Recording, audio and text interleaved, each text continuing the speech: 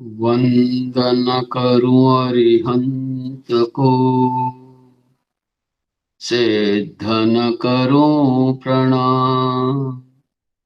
आचार्य उपाध्याय का ले सुखकारी नाम। सर्वसाधु सर्वसती, दया धर्म जिनका, महावीर भगवान को वंदन बारंबार। महावीर भगवान को वंदन बारंबार। जिनके विमल प्रताप से हुआ हिताहित ज्ञान, भक्ति युक्त आचार्य गुरुदेव का धरो हृदय में ध्यान। भक्ति युक्त आचार्य गुरुदेव का धरो हृदय में ध्यान। चरम तीर्थंकर प्रभु महावीर स्वामी के चरणों में सत वंदन। सर्वाचार्य भगवंतों के चरणों में सत वंदन। समस्त चरित्रात्माओं के चरणों में वंदन नमन अभिनंदन। सुज्ञ स्वाध्याय बंधु सादर जय जिनेन्द्र। चर्चा चल रही है अपनी मोक्ष पुरुषत्व मोक्ष पुरुषार्थ नामक ग्रंथ के माध्यम से। यहाँ पर मुक्ति मार्ग में जीव किस प्रकार पुरुषार्थ करे, किस किस साधनों से पुरुषार्थ करे, कैसे कैसे पुरुषार्थ करे। तो यहाँ पर जल्दी जल्दी मुक्त होने के 23 बोल का एक थोपड़ा चलता है। उसी के माध्यम से ये ग्रंथ की रचना श्रद्धेय स्वर्गीय मुनि श्री उमेश मुनि जी महाराज साहब द्वारा इस ग्रंथ की रचना हुई। 13वीं गाथा तक हमने देखा किस प्रकार मोक्ष पुरुषार्थ के अभाव में साधना भी व्यर्थ हो जाती है और आत्मा किस प्रकार विनाश को प्राप्त करता है। हमने एक उदाहरण के माध्यम से सिद्धश्री और चंद्रपुरी के राजा चंद्रसेन के उदाहरण के माध्यम से इस बात को समझने का प्रयास किया। तो जो 4 पुरुषार्थ है, धर्म अर्थ काम और मोक्ष, तो हमारा यहाँ पर लक्ष्य मोक्ष पुरुषार्थ की ओर है कि हम मोक्ष की ओर बढ़ने में, यहाँ मोक्ष का मतलब मोह कर्म को क्षय करने की अपेक्षा से भी ले सकते हैं, क्योंकि जब तक मोह कर्म क्षय नहीं होगा, जीवात्मा आगे प्रगति नहीं करेगा। जैसे जैसे मोहनीय कर्म के आवरण घटते जाएंगे, वैसे वैसे जीवात्मा ऊपर उठते जाएगा। तो यहाँ पर उसी लक्ष्य को लेकर इन 23 बोलों का विस्तार से निरूपण किया गया है। तो यहाँ 4 पुरुषार्थ का नाम लिया और उन पुरुषार्थ के कार्य हमने एक पुतली के आधार पर, काष्ठ पुतलिका के आधार पर 4 मित्रों की घटना के माध्यम से उन चारों पुरुषार्थ के कार्य को समझने का प्रयास किया।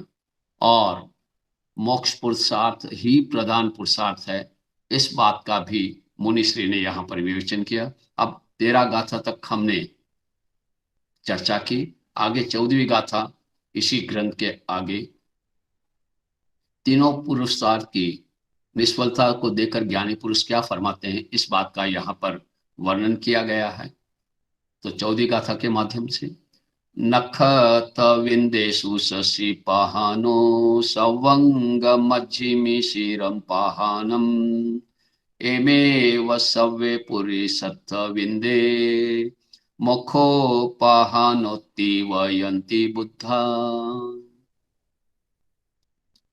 ज्ञानी पुरुष फरमाते हैं, जैसे नक्षत्रों के समूह में चंद्र प्रधान है, कितने ही तारा हो तारागण हो, लेकिन चंद्रमा के अभाव में उनका महत्व नहीं होता है। पुच्छी सुनम में बोल भी हम यही बात कहते हैं। तो नक्षत्रों में चंद्र प्रधान कहा गया है, और इसी तरह शरीर के सभी अंगों में भी मस्तक को प्रधान अंग कहा है। वैसे ही सभी पुरुषार्थों में मोक्ष पुरुषार्थ प्रधान है। शरीर कितना ही सुंदर हो, सुडोल हो, स्वस्थ हो, लेकिन मस्तिष्क अगर स्वस्थ नहीं है तो उस शरीर का कोई महत्व नहीं है, उसकी कोई कदर नहीं है। ठीक इसी तरह से पुरुषार्थों में अगर मोक्ष पुरुषार्थ साथ में न जुड़े तो मानव जीवन की भी कोई महत्वता नहीं है। मानव जीवन का महत्व होता है मोक्ष पुरुषार्थ के साथ तीनों पुरुषार्थ करने से।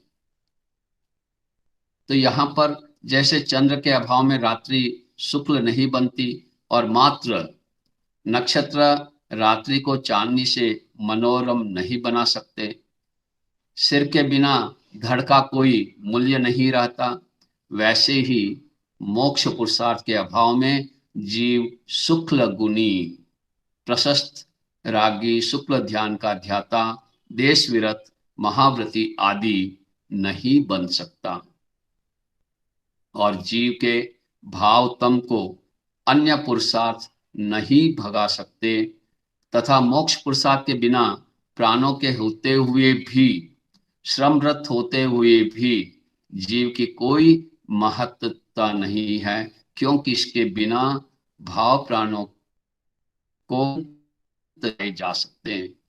द्रव्य प्राण, तो प्राण दो प्रकार के बतलाए है ना, दो प्रकार के प्राण है ना। कौन से दो प्रकार के प्राण?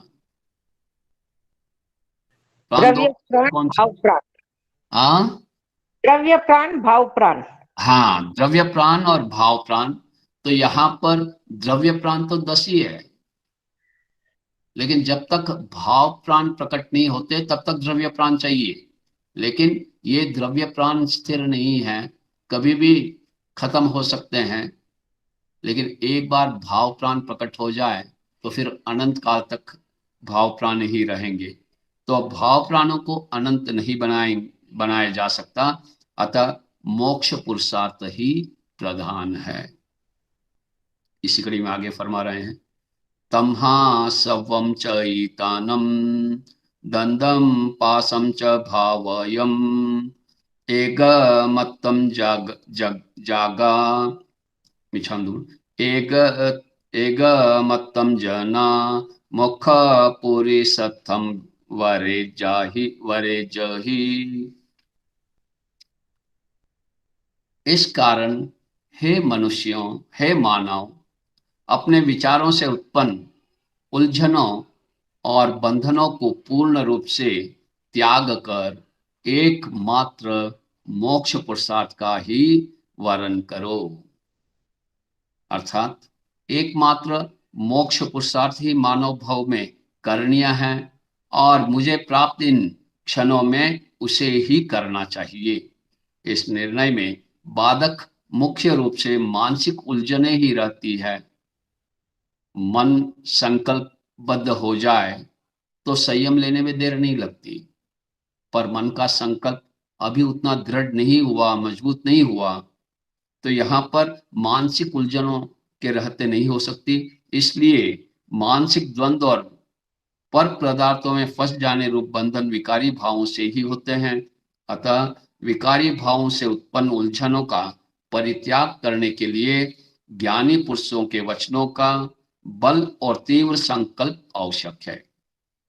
ज्ञानी पुरुषों के वचन का श्रुत ज्ञान का सहारा चाहिए, और स्वयं का तीव्र संकल्प चाहिए। तीव्र संकल्प करने की इस गाथा में प्रेरणा दी गई है। विकल्पों से मुक्ति पाने के लिए युक्ति भी चाहिए, और वह युक्ति तीव्र संकल्प, लक्ष्य में स्थिरता और धैर्य में से उपलब्ध होती है। तो वो तीव्र संकल्प शक्ति कैसे उपलब्ध होगी? तो सबसे पहले लक्ष्य में स्थिरता, अपना लक्ष्य जो है उसको स्थिर बनाए। क्या मानव जीवन का लक्ष्य संयम लेना है? मानव जीवन का लक्ष्य संयम लेना है क्या?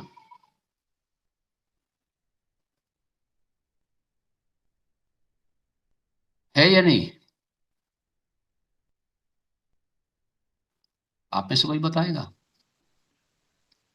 जी हाँ, है।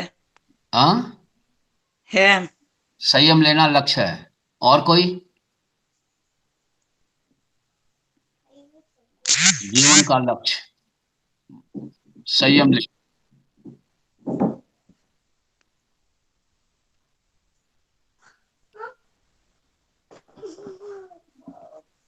और कोई बताएगा अभी? संयम का भाव आना चाहिए। भाव आना चाहिए। हाँ, लक्ष्य अलग है, भाव अलग है।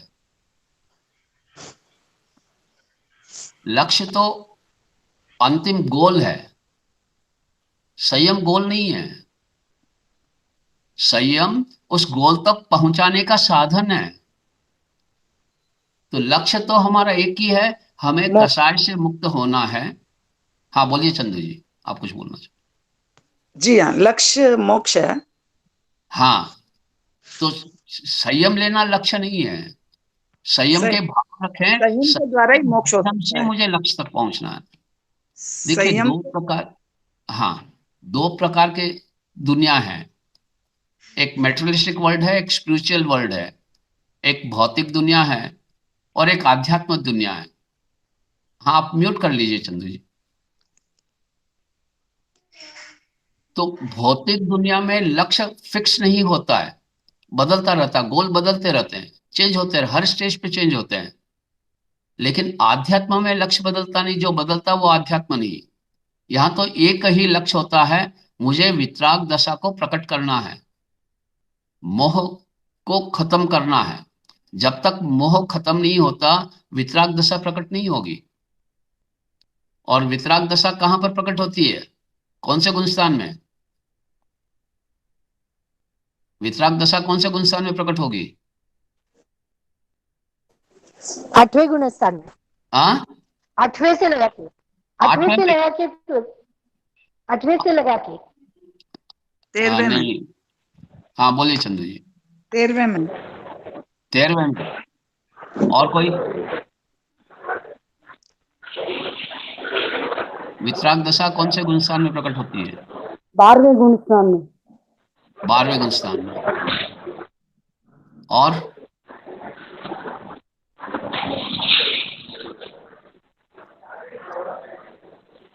आप म्यूट कर लीजिए कल्पना जी।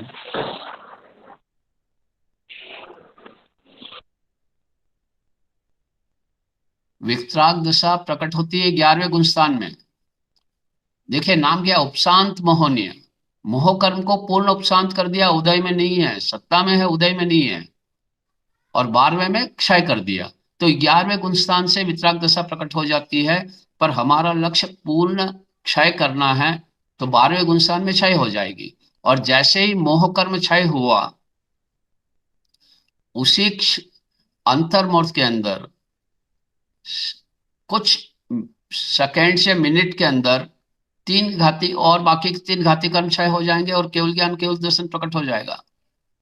तो मुख्यता है मोह को क्षय करने की, कषायों को क्षय करने की, आसक्ति को तोड़ने की, राग द्वेष से ऊपर उठने की, इच्छाओं को सीमित करने की। तो यहां पर ये माध्यम है संयम, जिसके माध्यम से मैं मोह कर्म को पछाड़ सकता हूं, और वो ही मोक्ष पुरुषार्थ है। तो यहां पर विकारी भाव से पर पदार्थ में मानसिक द्वंद्व होता है। तो यहां तीव्र संकल्प, सबसे पहले तो संकल्प जरूरी है। और संकल्प मजबूत कैसे होते हैं भी? संकल्प मजबूत कैसे होते हैं? बहुत बार सोचते हैं आज उपवास कर लूं, और फिर किसी ने कुछ कहा, मनवार कर ली, फिसल जाते हैं।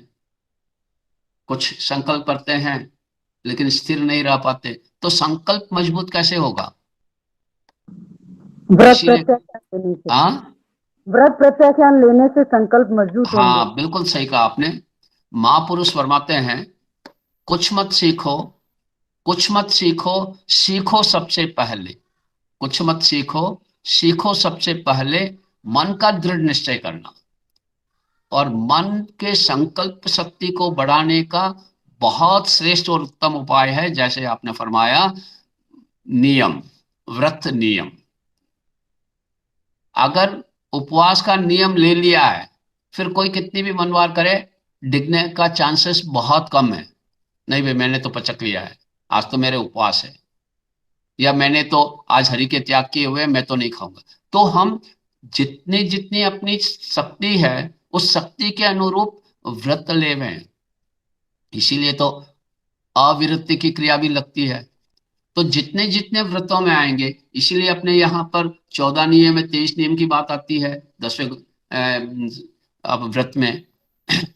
तो यहाँ हम व्रतों को लेने से हमारे संकल्प शक्ति बढ़ती है, हमारा मनोबल बढ़ता है, और फिर विचारों से हम अपने आचरण को बदलते हैं, और फिर उस रास्ते पर हम चल सकते हैं। तो संकल्प को तीव्र करने के लिए, स्थिर करने के लिए व्रतों की आराधना करें, नियमों का पालन करें।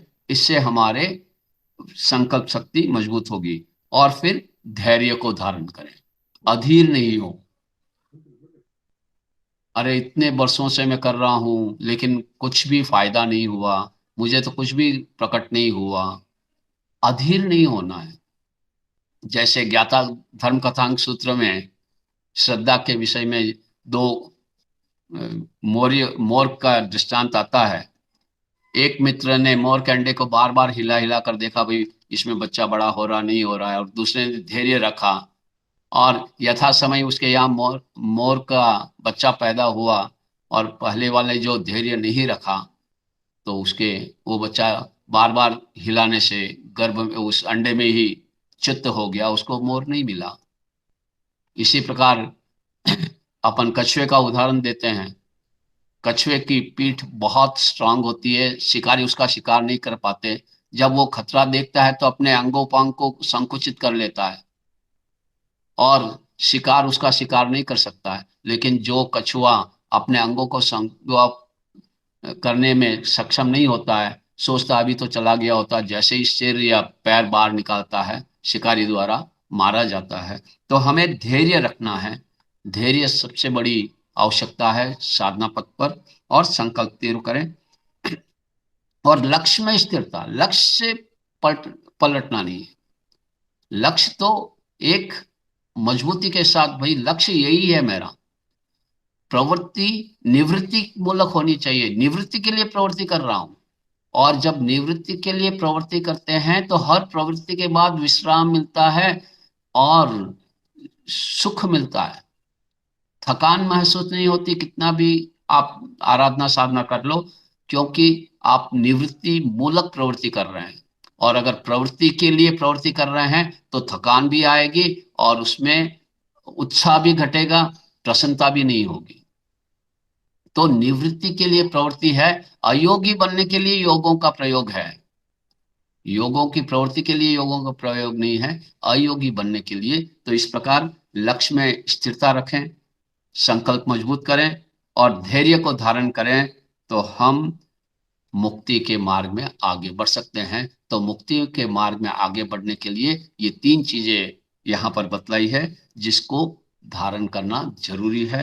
एक तीव्र संकल्प, लक्ष्य में स्थिरता, और तीसरा कौन सा?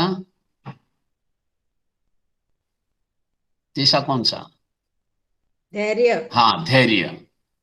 धैर्य धारण करना। आगे वो ऋषि बात को बतला रहे हैं, ज्ञानियों की शिक्षा को। 16वीं गाथा। सोचा अभिसमेचाय समम बुद्धानुशासनम निवान पुरुषत्थम ही करेमीय वयामीय।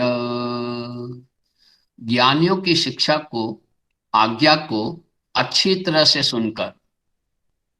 अच्छी तरह से सुनकर का मतलब क्या है?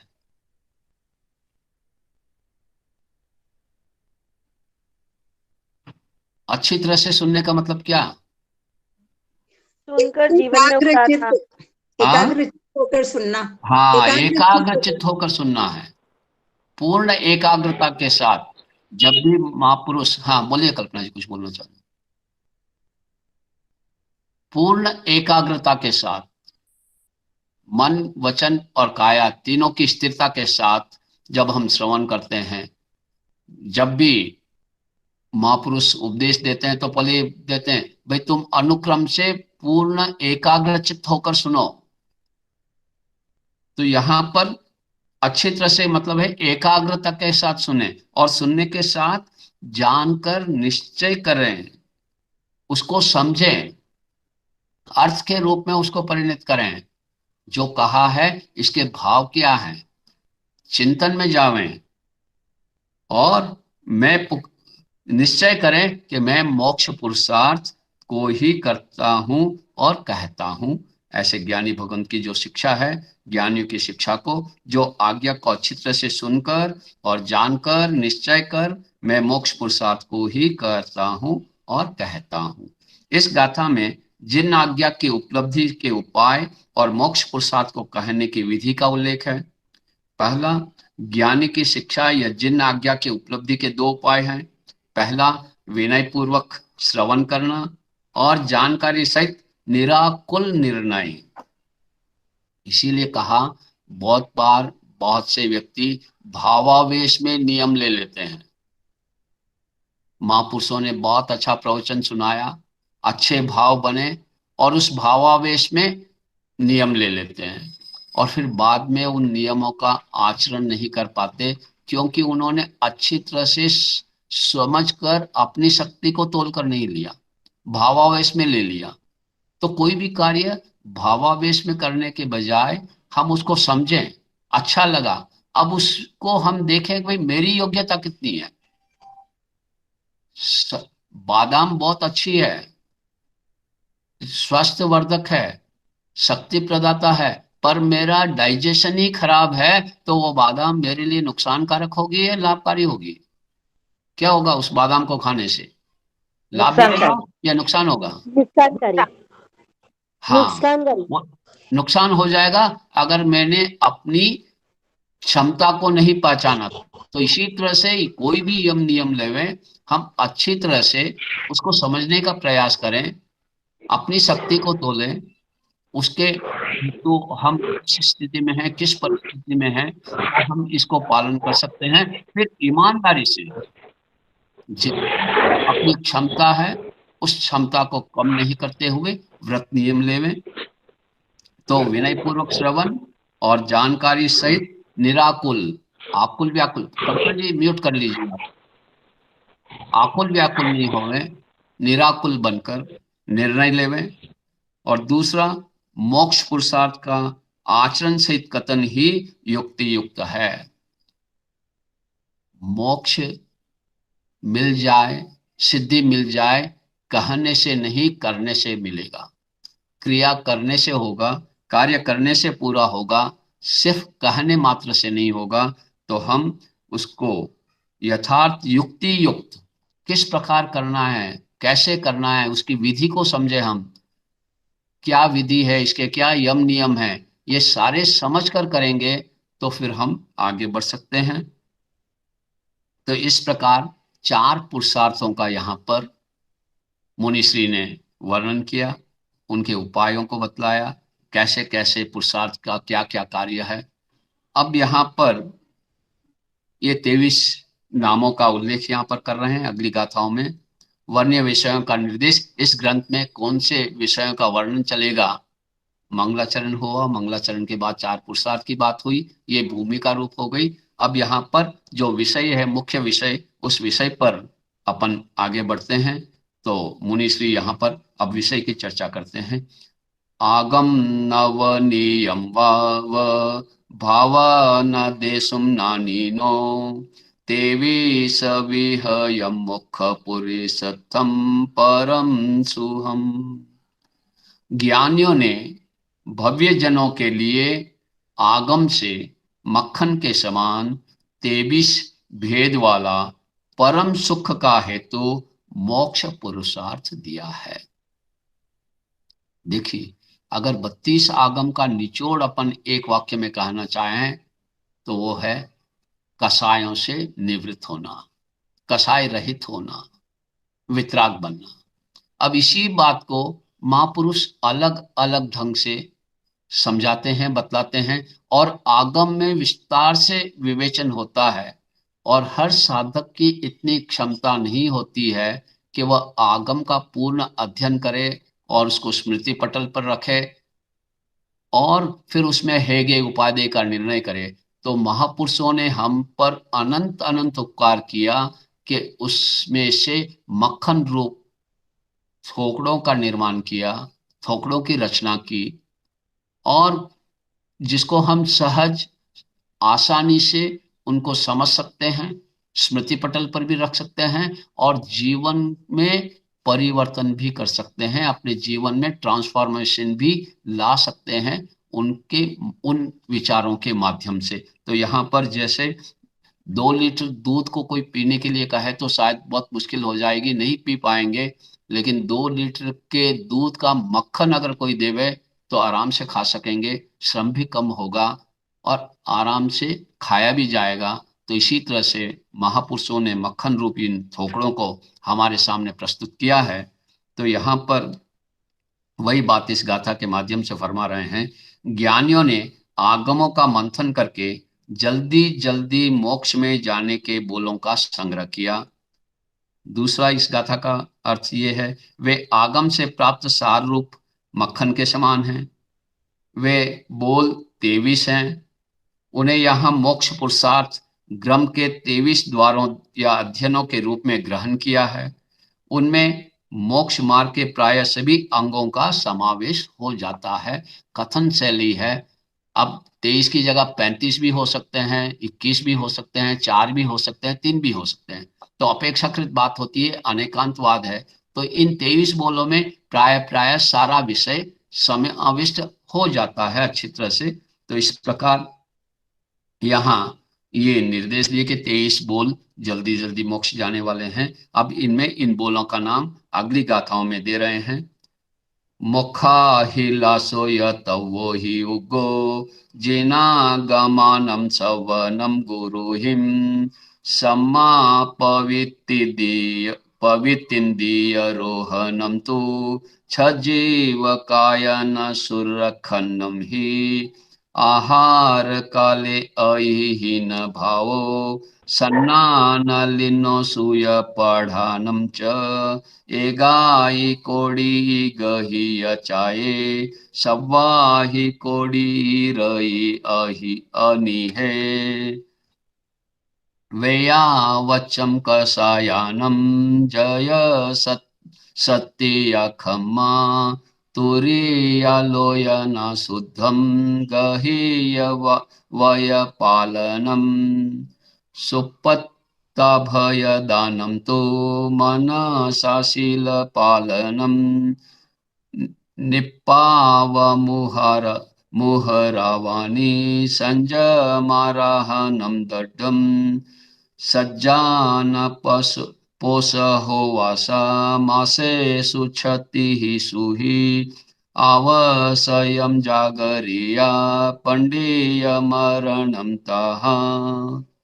तो इन 23 बोलों का यहाँ पर गाथाओं के माध्यम से बतलाया है, जिसको हमने स्टार्टिंग में ही भूमिका के रूप में इन नामों को हमने देखा।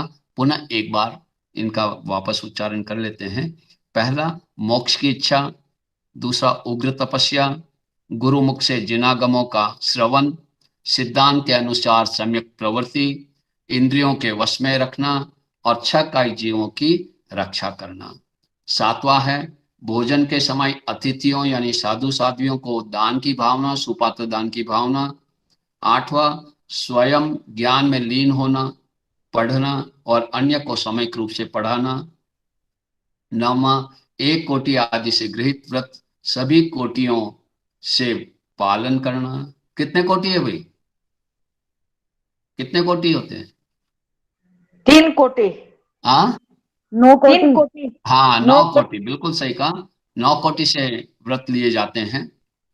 उसके बाद 10वां है वयावृत, 11वां कसायों पर जाए, 12वां शक्ति होते हुए दूसरों को क्षमा करना, लगे हुए दोषों की आलोचना जल्दी से जल्दी करना, ग्रहण किए हुए व्रतों का शुद्ध रूप से पालन करना बहुत आवश्यक है। 14 हो गया। फिर 15वां, सुपात्र दान की भावना, अभयदान, सुपात्र दान की भावना, मन से शील का पालन करना, निर्वध्य मधुर वाणी बोलना, और 18वां, लिए हुए संयम का दृढ़ पालन करना। 19वां, उत्तम ध्यान। 20वां, महीने की 6 तिथियों, 2 अष्टमियों, 2 चतुर्दशियों, अमावस्या और पूर्णिमा को पोषद उपवास करना। 21वां, यथा समय आवश्यक सामायिक आदि क्रियाएं करना, 6 आवश्यक प्रतिक्रमण के। पिछली रात्रि में धर्म जागरण करना, 22वां, और 23वां, अंतिम समय में जीवन के संध्या काल में सलेखना सहित पंडित मरण स्वीकार करना। तो ये 23 बोल हैं जल्दी जल्दी मोक्ष जाने के। हे वो मोक्ष सेवाए आयरन्ति विहिजे भवो यहिं तरितते सिज्जन्ति हुलहुम लहुम। जो इन सभी मोक्ष के कारणों का विधि पूर्वक आचरण करते हैं वे संसार सागर को पार करके जल्दी से जल्दी सिद्धि को वर्ण करते हैं। इन 23 बोलों में से किसी एक या एकाधिक उपाय के सेवन से संसार अल्प होता है। अल्प का मतलब तो समझ गए ना, परसों भी चर्चा की थी। संसार अल्प होता है, इसका मतलब क्या? संसार घटता है, इसका मतलब क्या? भाव कम होते हैं, परिसंसारी बनता है। हाँ, भाव कम होते हैं, भाव सीमित होते हैं, इसलिए संसार अल्प का। भाव का सीमित होना, संसार का अल्प होना, भावों का बढ़ना, संसार का बढ़ना। विधि से युक्त की गई आराधना ही विशेष लाभप्रद होती है। ये बिल्कुल ध्यान देने योग्य बात है। सही विधि से, सही ढंग से जो क्रिया की जाती है वही लाभप्रद होती है। अब सामायिक भी हम करते हैं, बहुत सी क्रियाएं करते हैं। एक सामायिक का उदाहरण लें कि लाखों लोग सामायिक करते होंगे जैन समाज के, और सामायिक के कितने अत्याचार हैं?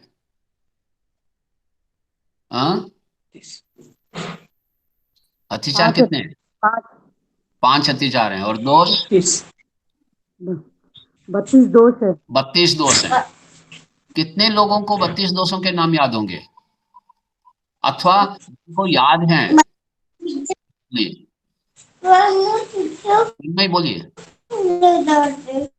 आवाज नहीं आ रही है।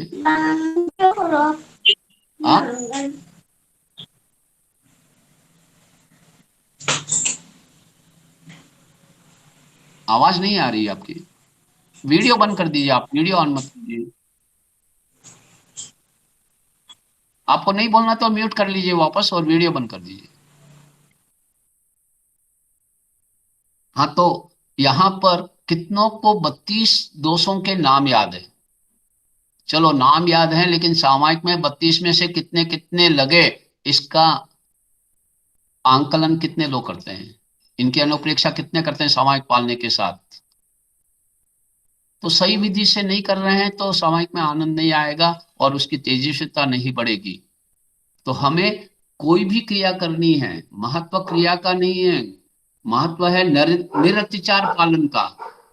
भले एक सामायिक भी करें और एक सामायिक अगर शुद्ध करते हैं तो वो बहुत ज्यादा लाभकारी होगी बनिस्पत 5 सामायिक अविधि से करते हैं, तो अत्याचार सहित करते हैं, तो दोष लगाकर करते हैं। तो इसका मतलब ये कभी मत ले लेना कि मैं कम सामायिक करने के लिए बोल रहा हूं। सामायिक को कम नहीं करना है, जितनी सामायिक कर रहे हैं उसे और बढ़ाने का प्रयास कीजिए, पर निरतिचार करने का प्रयास कीजिए। अगर बार बार आसन बदलना पड़ रहा है, बैठे बैठे बैठने की इतनी क्षमता नहीं है, फिर भी मुझे तो 5 सामायिक करनी, 7 सामायिक करनी, तो वो दोष युक्त सामायिक मत कीजिए। 32 दोषों को अच्छी तरह से समझिए, समझकर फिर अपनी शक्ति को तोलकर उसके अनुरूप क्रिया करें। तो यहां पर यही बतला रहे हैं कि हमें निरतिचार साधना करनी है। जो भी छोटे से छोटा नियम लें, दृढ़ता से पालन करें, तोड़ने का प्रयास नहीं करें। नियम तो बहुत सारे ले लिए और पालन नहीं करता हूं तो मात्र नियम लेने से क्या लाभ होगा?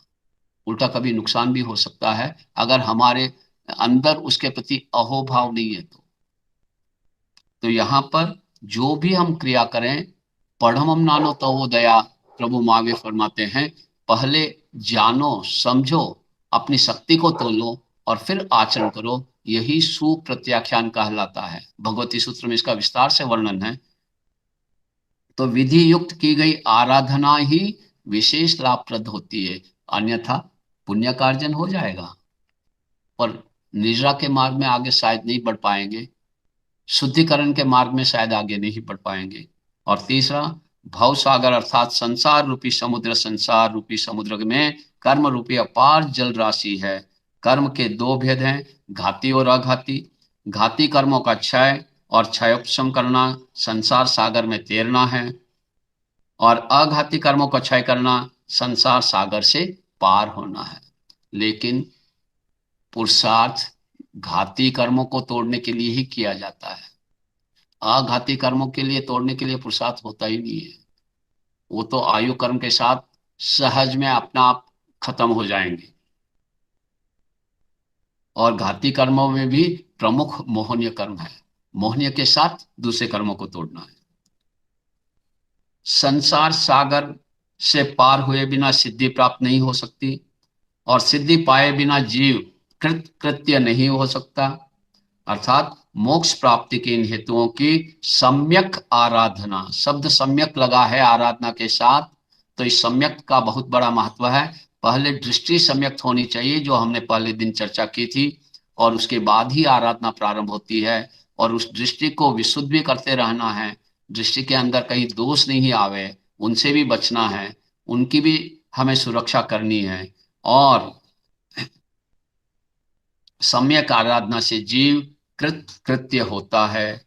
कहीं कहीं इन बोलों की संख्या 23 से अधिक भी पाई जाती है, और क्रम में भी भिन्नता दृष्टिगोचर है। अलग अलग जगह अलग आचार्यों के अलग रूप से हो सकता है, पर यहाँ पर 23 बोलों को लिया है और इसी क्रम को लिया है, और इसी क्रम के आधार से यहाँ पर चर्चा आगे चलेगी। तो मुख पुरी सत्थ तम खल्लो भाषे जंतो ताहा सुनी जंतो महिम च तेषु अवयर सवंगजो शिवम तेज। हे मोक्ष पुरुषार्थ, कहे जाते हुए और सुने जाते हुए तुम निश्चय ही कहने वाले मुझ में और उन सुनने वालों में संपूर्ण अंगों से युक्त अवतीर्ण हो तथा मोक्ष प्रदान करो, ऐसी यहाँ पर बात कर रहे हैं। तो यहाँ पर पहला मोक्ष पुरुषार्थ का व्याख्यान मोक्ष के प्रति राग से किया गया है, और मोक्ष पुरुषार्थ के श्रोता मोक्ष के प्रति राग होने के कारण उसे बहुमान पूर्वक श्रवण करते हैं, अथवा उसे भक्ति पूर्वक श्रवण करने से मोक्ष के प्रति राग उत्पन्न होता है। मोक्ष के प्रति उत्पन्न राग मोक्ष पुरुषार्थ करने में हेतु बनता है। मोक्ष पुरुषार्थ के कथन और श्रवण से उसके अखिल अंग स्नेह स्नेह बुद्धि में जमने लगते हैं।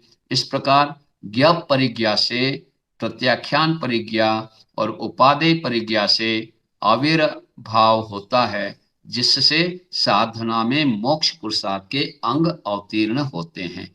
अर्थात यहाँ पर राग का मतलब है अनुराग है, मोक्ष के प्रति अहोभाव है, मोक्ष के प्रति संसार से भयभीत होना है, इस संसार के जन्म मरण से भयभीत होना है, और इस संसार से ऊपर उठने के लिए मोक्ष की अभिलाषा करना है। तो इस प्रकार भक्ति पूर्वक अगर श्रवण करेंगे, एकाग्र होकर श्रवण करेंगे, बहुमान पूर्वक श्रवण करेंगे, ये भगवान की वाणी है, तीर्थंकरों की वाणी है। उन्होंने इनके माध्यम से सिद्धि प्राप्त की, हम भी इसी माध्यम से सिद्धि को प्रकट कर सकते हैं, सिद्ध स्थान तक पहुंच सकते हैं। ऐसे अहोभाव के साथ हम मोक्ष पुरुषार्थ अगर सुनते हैं तो करने में वो सुनना हेतु बनता है, कारण बनता है, और धीरे धीरे हमारे अंदर वो संस्कार जमने लगते हैं। इस प्रकार ज्ञान के द्वारा और प्रत्याख्यान परिज्ञा के द्वारा हम उन मोक्ष पुरुषार्थ के अंगों को अपने आत्मा के अंदर अवतरित करते हैं, अर्थात प्रकट करते हैं। ये गुण आत्मा के अंदर ही हैं, उनको प्रकट करना है। उनके ऊपर जो आवरण आया है उस आवरण को हटाना है। मोक्ष पुरुषार्थ जीव के भाव और क्रिया रूप हैं, अतः मोक्ष पुरुषार्थ को संबोधन करने से आत्म संबोधन होता है। अवतीर्ण हो वो शब्द से उसके अंतरंग तक पहुंचने की भावना की गई है, अर्थात हम उसको जिए, मात्र आचरण नहीं करें, अपने जीवन में वो हर जगह परिलक्षित हो, अपने व्यवहार से लगे, अपने चलने फिरने से, बोलने चालने में, अपने हर व्यवहार में वो झलके। मोक्ष पुरुषार्थ के आत्मा की गहराई तक पहुंचने पर ही मोक्ष की प्राप्ति होती है। अर्थात हम सिर्फ बुद्धि के स्तर तक ही नहीं रखें इसको, आत्मा के आत्मा अनुभूति के स्तर तक इसको लेके जाएं। तो इसके लिए स्वाध्याय के जो 5 भेद बतलाए हैं उसमें अनुप्रेक्षा स्वाध्याय करना, सबसे पहले वाचना अर्थात श्रवण हो गया। दूसरा फिर प्रच्छा, जहां जहां शंका हुई, हमें स्पष्ट समझ में नहीं आया, विधि विधान में कहीं हमें शंका है, तो उसका हमसे अधिक ज्ञानी भगवंतों से अथवा श्रावकों से प्रच्छा करके उसको क्लियर करें, और उसके बाद परिवर्तन के द्वारा धारणा में ले जाएं, और फिर अनुपेक्षा स्वाध्याय के द्वारा अनुभूति के स्तर पर ले जाएं, और वो अनुभूति के स्तर का ज्ञान हमें अपने अंदर मोक्ष मार्ग के साधनों को प्रकट करता जाएगा। इस प्रकार हम मोक्ष के मार्ग में आगे बढ़ पाएंगे। मोक्ष पुरुषार्थ को मध्यम पुरुष में रखकर साधना के मध्य काल में उसका सामीप्य दर्शाया गया है।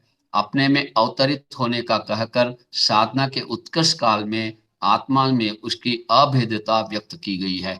जब ये हमारे जीवन के अंग बन जाते हैं तो आत्मा में ये भेद खत्म हो जाता है, करना होने में बदल जाता है, फिर करना नहीं पड़ता, सामायिक करनी नहीं पड़ती, सामायिक सहज होती है।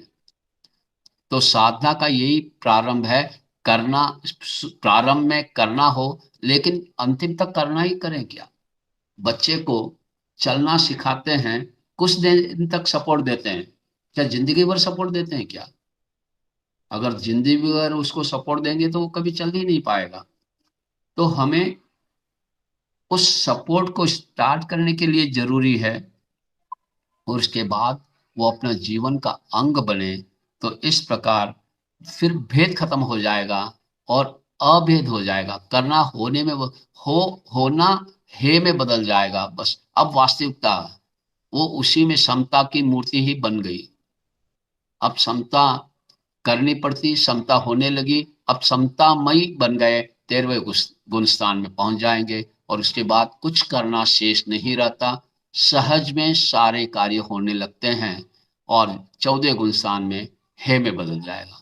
तो हमारा पुरुषार्थ करना होने में बदल जाए तक है, हम हमारे सहज में होने लगे। करना प्रारंभिक स्टेज है, अंतिम स्टेज नहीं है। और हम आखिर तक अगर इसी को करते रहेंगे, हमारे जीवन में बदलाव नहीं आएगा, हमारे व्यवहार में बदलाव नहीं आएगा। तो ये सुनना और पढ़ना बहुत कर लिया, 9 पूर्व तक का ज्ञान कर लिया इस आत्मा ने, ये तो कुछ भी नहीं है। 9 पूर्व का कितना लंबा चौड़ा विस्तार से ज्ञान है, उसको भी इस जीव ने कर लिया, फिर भी आगे नहीं बढ़ पाया। बस वो मात्र बुद्धि तक का ही रहा, आत्म भाव तक नहीं गया। तो इन बोलों को हम श्रद्धा से, विनय से, भक्ति से सुने, और सुनकर अपने जीवन में आचरित करने का प्रयास करें। हम उस प्रकार का जीवन जीने का प्रयास करें, और जीवन जीने लगे। जैसे विचार होंगे वैसे आचार होंगे, तो हमारे विचारों को शुद्ध करते जाएं, आचरित करते जाएं। तो इस प्रकार इस मोक्ष मार्ग का प्रथम अध्ययन जो है भूमिका के रूप में, मंगलाचरण के रूप में, पुरुषार्थ के रूप में और फिर देश नाम के रूप में। ये पहला अध्ययन पूरा हुआ। अब दूसरा अध्ययन मोक्ष की इच्छा, पहला बोल जो है ये प्रारंभ होगा। आज का समय हो चुका अपना, तो आगे कल यथा समय हम एक एक बोल को लेकर उस पर चर्चा करेंगे। आज के विषय में अगर किसी को कुछ पूछना हो, कुछ शंका हो, तो 2-3 मिनट आप ले सकते हैं, अन्यथा मंगल पाठ करेंगे। आप में से किसी को कुछ पूछना हो?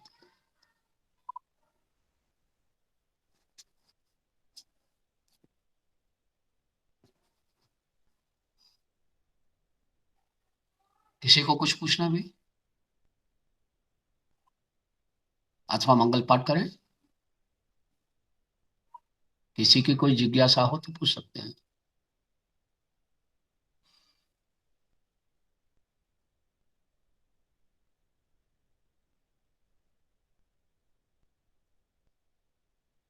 मंगल पाठ करें? ठीक है, मंगल पाठ करते हैं। हाँ, बोलिए कल्पना जी। वचन के दोष में मुमुन है, तो उसका मीनिंग क्या है? हाँ, वचन के दोष में मुमुन करके एक दोष, तो उसका मीनिंग क्या है? मुनमुन, लास्ट वाला ना, मुनमुन। मुनमुन दोष। हाँ, मुमुन देश। मतलब अस्पष्ट उच्चारण करना, आधा उच्चारण करना, आधा अशुद्धता नहीं आता करना। है।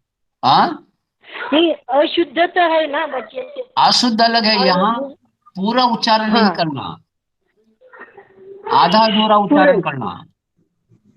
अधूरा उच्चारण। हाँ, करे बंद साए सहयोग पचवान, मतलब आधा अधूरा।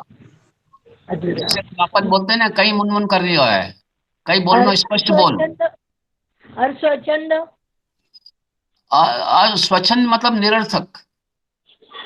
निरर्थक। हाँ, सहसाकार। हाँ, सहसाकार। बगैर सहसाकार। सोचे विचारे, बगैर सोचे विचारे।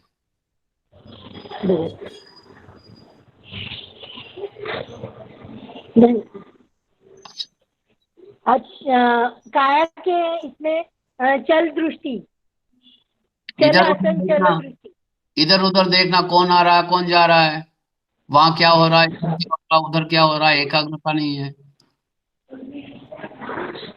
विमासन। गलत आसन में बैठना, सो के आसन में बैठना।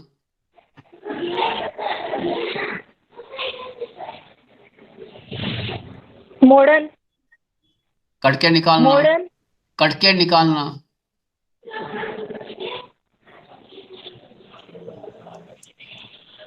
धन्यवाद मास्टर जी, इतने मीनिंग मालूम नहीं थे। हाँ, हाँ, राजेंद्र सर फरमान। जो आप सामायिक में अगर चेयर माते बैठा तो आलम्बन दोष लागे सर? अगर लेवा तो लागे, आप स्टूल पे बैठ जाइए। अच्छा, कोई स्टूल का दोष लगता है? अथवा सहारा मत लीजिए, अच्छा। बैक रेस्ट मत लीजिए। हाँ हाँ हाँ, अच्छा अच्छा। बैक रेस्ट लेते हैं तो आलम्बन दोष है। दोष है ना? अच्छा अच्छा। हाँ, धन्यवाद। हाँ सर। और किसी का कोई मंगल पाठ कर ले।